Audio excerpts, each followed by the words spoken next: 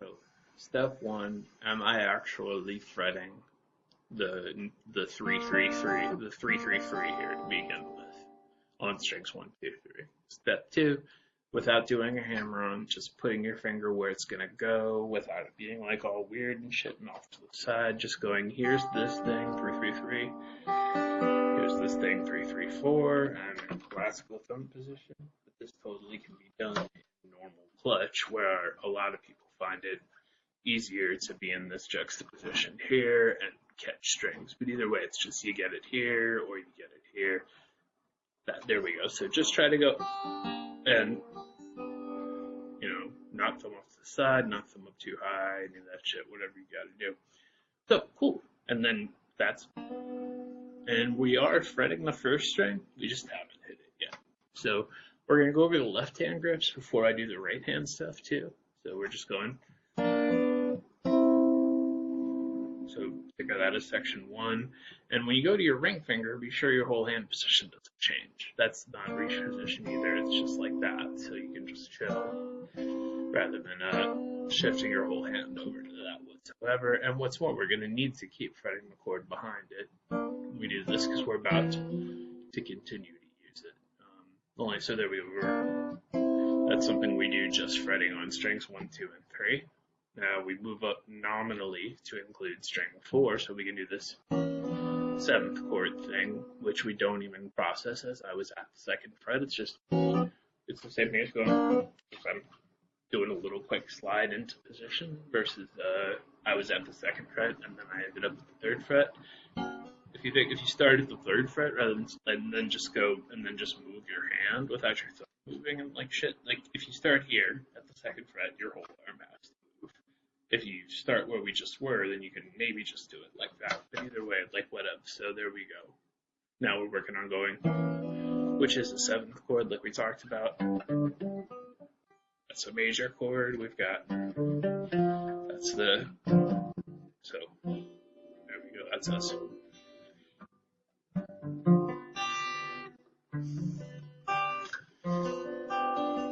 there we go. So,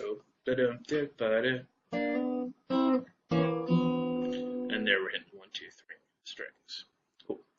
At the end, which shouldn't feel like a new position, it's just I've arrived. And then, it's like low part of the chord, high part of the chord. So no need to shift positions there. You're just, I slid into position, and then I hit strings 1, 2, and 3 on the second thing. Cool. So, you could totally just have your finger there the whole time if you can avoid the string. Again, this has nothing to do with how hard you're picking. So yeah, just try to get that to sound without any emphasis on rhythm or tempo. You're just doing like, okay, I'm going to do this. I'm going to do this without whatever that. I'm going to do that. Cool. And then.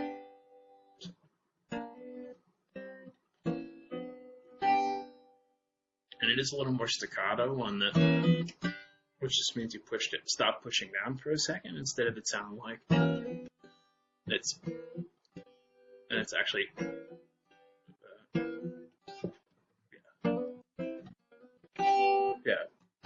Like that. So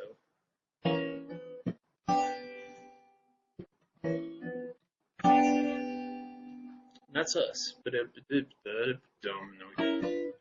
Which is the D7 shape up here for a G. But like when we've done our meter songs and that stuff, black keys or whatever. So yeah, you got 2 good options for that grip. One is the obvious, these 3 fingers, or if you found it, you could use your 3 weak fingers, these 3, which then would make it easier to go back to position. It'd just be like this, that, there, like it just this, back to here and stuff. But either one's a legit choice, and I'm sure he's probably just going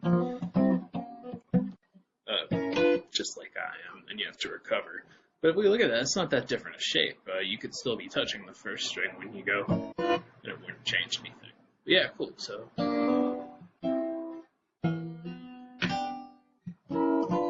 there's the no, and that becomes, sorry, it starts up. That's up, up, down. we said we're going to go, I'm doing this, now I'm muting with this finger before I push down with it, section. And then we have so that has a click in there too. Or whatever it says on the page. And that says.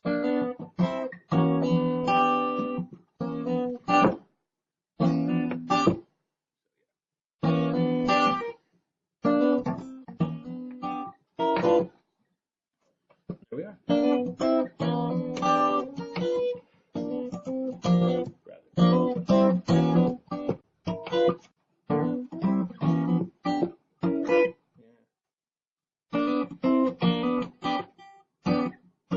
I guess classical position is really the best for this one. All right, there it is. So this ties. I mean, just bigger picture wise, any shit you usually play is always over. But you're always going to be able to do this as long as it's a song in a major key. So point is everything is everything, and you can have,